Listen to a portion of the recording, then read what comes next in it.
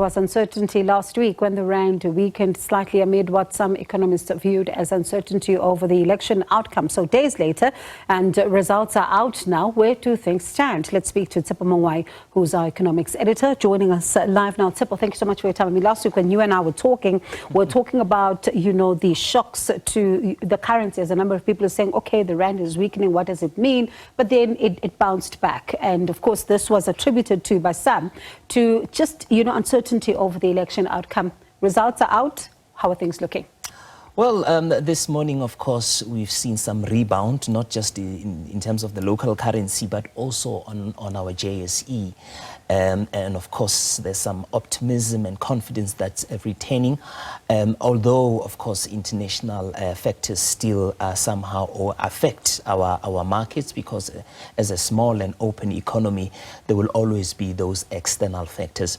But of course, on the all-share index this evening, we were up, we finished up, we started very well, and we've started seeing that momentum, of course, coming through on Friday, and we added almost 1% up, and mostly we were getting our support from our financial sectors.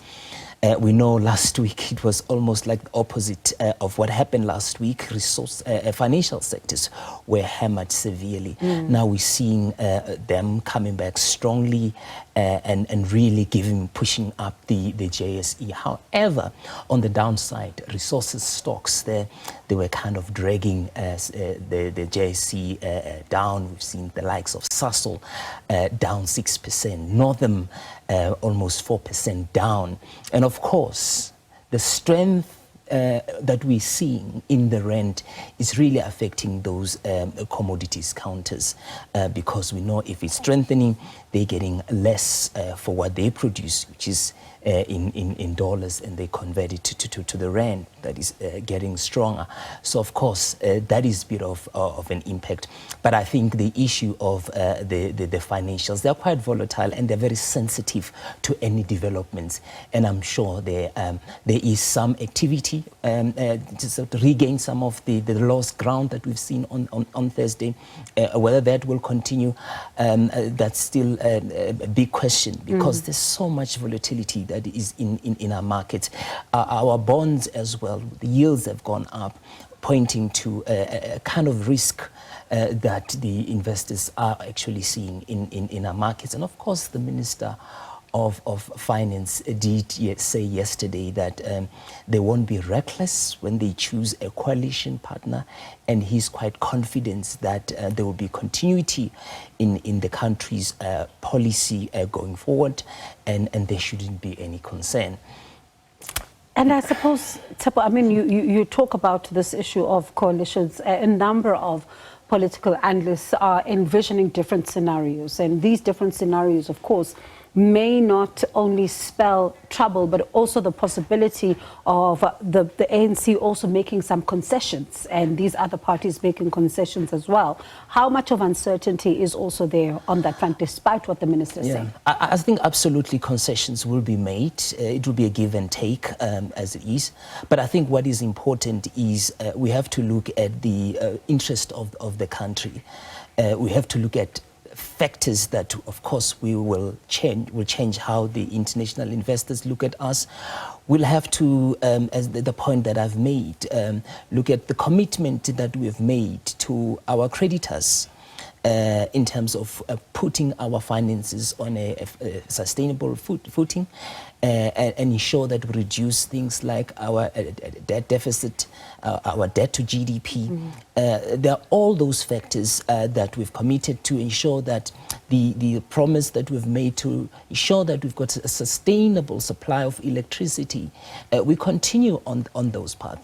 Remember, there are factors that and things that the rating agencies have always looked at and assess us from those that we've committed and things that we really need to do. And some of the things we've already started doing a great deal of work in ensuring that we correct those things. And I think the negotiations should always focus on that in their negotiations, because should we ignore that, we will be punished by the markets. And if we're punished by the markets, many of the things that it can be a new government with radical and different committees, different commitments, but would they be able to do those things, achieve them, if they don't have the support of the international investors? Remember, we need money from them. We do not have enough money in our economy to carry out whatever projects. I mean, we can have as many mines, but if we don't have money to explore them, then it means nothing. So we'll have to go out to international investors who believe in us, believe in our policies, to say, this is the mine that we want to invest in. So I suppose then it'll matter not only about the talks, but who works with who. I suppose that's going to be also important. Yeah, I mean, obviously, you know, you can't dictate in terms of who negotiate with who and what compromise can be made. And you'll be surprised with politicians, Bongi, where politicians do change and all the time. They can contradict themselves. So, you know, don't be surprised. You could actually find that people you think, the ANC you don't think will be negotiating with, but they actually find a common ground. And a workable arrangement that can be made. So it's still an open question. It is indeed an open one. And a number of people saying that they would really love to see some of those agreements and concessions being made public. So I don't think all of them will come out. I think, you know, the obvious ones will, but I think some arrangements we'll never know about until they go wrong. Indeed. But thank you so much, Tshepo.